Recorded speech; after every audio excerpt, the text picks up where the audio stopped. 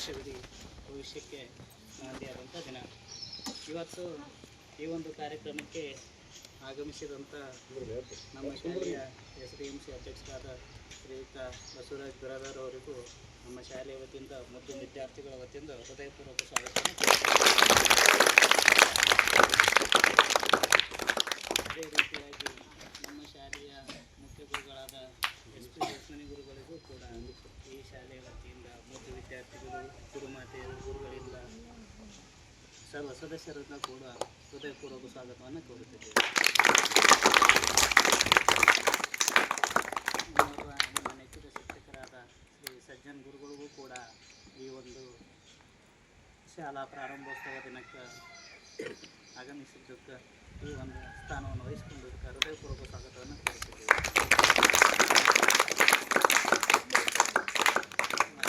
ಉತ್ಸಾಹಿ ಗುರುಗಳಾದ Shri Latif loud sir ಗುರುಗಳಿಗೂ ಕೂಡ ಈ ಒಂದು ಕಾರ್ಯಕ್ರಮಕ್ಕೆ ಹೃದಯಪೂರ್ವಕ ಸ್ವಾಗತವನ್ನು ಕೋರುತ್ತೇವೆ. ನಮ್ಮ ಶಾಲೆಯ ಗುರುಮಾತೆಯರಾದ ಶ್ರೀಯುತ ಫಾತಿಮಾ ಮೇಡಮ್ ಅವರಿಗೂ ಕೂಡ ಹೃದಯಪೂರ್ವಕ ಸ್ವಾಗತ. ಗುರುಮಾತೆಯರಾದ ಶ್ರೀಯುತ ಕಮರ್ತಿ ಮೇಡಮ್ ಅವ್ರಿಗೂ ಕೂಡ ಹೃದಯಪೂರ್ವಕ ಸ್ವಾಗತ.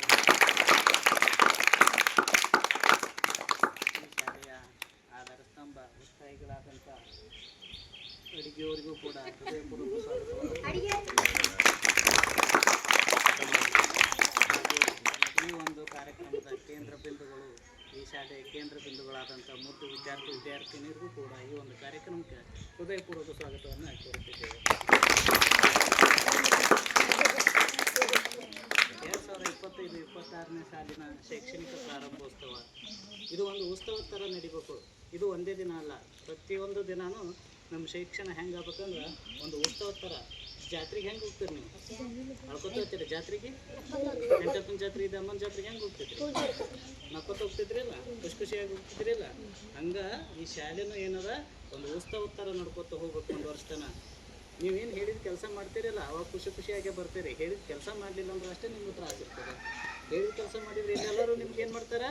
ಮನ್ನಣೆ ಕೊಡ್ತಾರೆ, ಜೀವ ಮಾಡ್ತಾರೆ, ಎಲ್ಲರೂ ಜೀವ ಮಾಡ್ತಾರೆ. ಒಂದು ವಾತಾವರಣ ಏನಾಯ್ತು ನನ್ನ ಪ್ರಕಾರ ಇತ್ತು ಅಂದ್ರೆ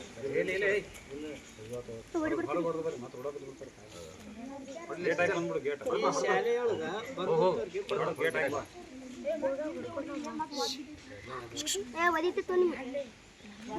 ಈ ಶಾಲೆಯೊಳಗ ನೀವು ಬಂದಿದ್ರಿ ಅಂದ್ರ ಅಲ್ಲೇ ನೋಡ್ತೀರಿ.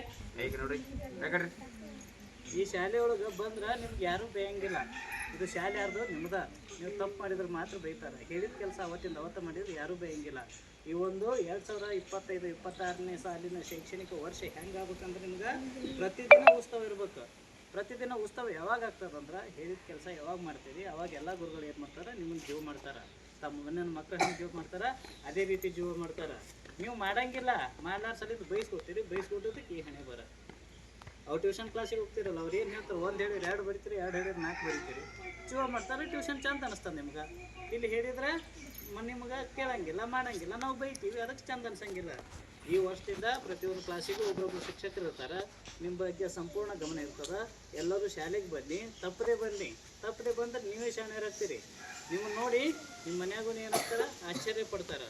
ಯಾಕಂದ್ರೆ ಸರ್ಕಾರಿ ಶಾಲೆನೇ ನಿಮ್ಮ ಭವಿಷ್ಯ ರೂಪಿಸೋದು ಹೊರತು ಯಾವ ಟ್ಯೂಷನ್ ಕ್ಲಾಸನ್ನು ನಿಮ್ಮ ಭವಿಷ್ಯ ರೂಪಿಸಂಗಿಲ್ಲ, ಏನೂ ಕೊಡೋಂಗಿಲ್ಲ. ಟ್ಯೂಷನ್ಗೆ ಇಲ್ಲಿ ಬರ್ತೀರಿ, ಟ್ಯೂಷನ್ದಾಗ ಹೋಗ್ತೀರಿ, ನೀವು ಕೂನೇ ಇರೋಂಗಿಲ್ಲ. ನಿಮ್ಮಿಂದ ಎಷ್ಟು ಪಾಂಡಿತ್ಯ ಅದ ಅನ್ನೋದು ಗೊತ್ತಾಗಂಗಿಲ್ಲ. ವಾರ್ಷಿಕ ಪರೀಕ್ಷೆದಾಗ ಏನು ಮಾರ್ಕ್ಸ್ ಕೊಡ್ಬೇಕು? ನೀವು ಇಲ್ಲಿ ಬಂದಿದ್ರ ನಿಮ್ಮ ಜ್ಞಾನ ಮತ್ತು ಎಷ್ಟು ಅದ ಅನ್ನೋದು ಗೊತ್ತಾದ್ರೆ ಮಾತ್ರ ಇಲ್ಲೇನಾಗ್ತದೆ? ಒಂದು ನಿಮ್ಮ ಶೈಕ್ಷಣಿಕ ಮುಂದಿನ ಭವಿಷ್ಯ ರೂಪಿಸ್ಕೊಳ್ಳೋಕೆ ಅನುಕೂಲ ಆಗ್ತದೆ. ಆ ನಿಟ್ಟಿನಲ್ಲಿ ನಿಮ್ಮ ಶೈಕ್ಷಣಿಕ ಜೀವನಕ್ಕೆ ಸದೃಢ ಬುನಾದಿ ಅಂದ್ರೆ ಸರ್ಕಾರಿ ಶಾಲೆ ಮಾತ್ರ. ಅದನ್ನು ನೆನಪಿನಲ್ಲಿ ಇಟ್ಕೊಂಡು ಸರ್ಕಾರಿ ಶಾಲೆಗೆ ಒಲವು ನೀವು ತೋರ್ಬೇಕು. ಮೊದಲ ನಿಮ್ಮ ಪಾಲಕರಲ್ಲ, ನಿಮ್ಮ ಪಾಲಕರ ತಲೆಯಾಗ ಒಂದಿರ್ತದೆ. ಎಲ್ಲಿ ಹೋದ್ರೂ ನಮ್ಮ ಹುಡುಗರು ಶಾಣ್ಯರಾದ್ರೆ ಸಾಕು ಅಂತ ಕೇಳಿ ಅದು ಒಂದಿರ್ತೈತಿ. ಅದನ್ನು ಬಿಡ್ರಿ, ಶಾಲೆಗೆ ಬರ್ರಿ, ಪ್ರತಿನಿತ್ಯ ಏನು ಹೇಳ್ತಾರೆ ಅಷ್ಟೇ ಕೇಳ್ರಿ. 3-4 ತಾಸು ಅಷ್ಟೇ ಅಭ್ಯಾಸ ಮಾಡಿದ್ರೆ ಸಾಕು. ಟ್ಯೂಷನ್ ಮುಂಜಾನೆ 8ರಿಂದ ಸಂಜೆ 8 ತನಕ ಅವಶ್ಯಕತೆ ಇಲ್ಲ. ನಿಮ್ಮ ಶೈಕ್ಷಣಿಕ ಮಟ್ಟ 10ನೇ ತರಗತಿವರೆಗೆ ದಿವಸಕ್ಕೆ 4 ತಾಸು ಅಭ್ಯಾಸ ಮಾಡಿದ್ರೆ ಸಾಕು. ನೀವು ಯಾವ ರೀತಿ ಬೆಳಿಬೇಕು ಆ ರೀತಿ ನಿಮ್ಮ ಜ್ಞಾನದ ಮಟ್ಟ ಬೆಳೀತದ ಅನ್ನುವಂಥ ರೀತಿಯಲ್ಲಿ ಏನಿಲ್ಲ. ನೀವು ಉದ್ಧಾರ ಆಗಲಿ ಅನ್ನೋ ಒಂದು ಆಶೆಯಿಂದ ಈ ಮಾತನ್ನು ಹೇಳಕ್ಕೆ ಅವಕಾಶ ಮಾಡಿಕೊಟ್ಟಕ್ಕೆ ಧನ್ಯವಾದಗಳು. ಈ ಒಂದು ಕಾರ್ಯಕ್ರಮದ ಕುರಿತು ನಮ್ಮ ಶಾಲೆಯ ಗುರುಗಳಾದಂಥ ಸಜ್ಜನ್ ಗುರುಗಳು ಒಂದೆರಡು ಮಾತಾಡಬೇಕಾಗಿ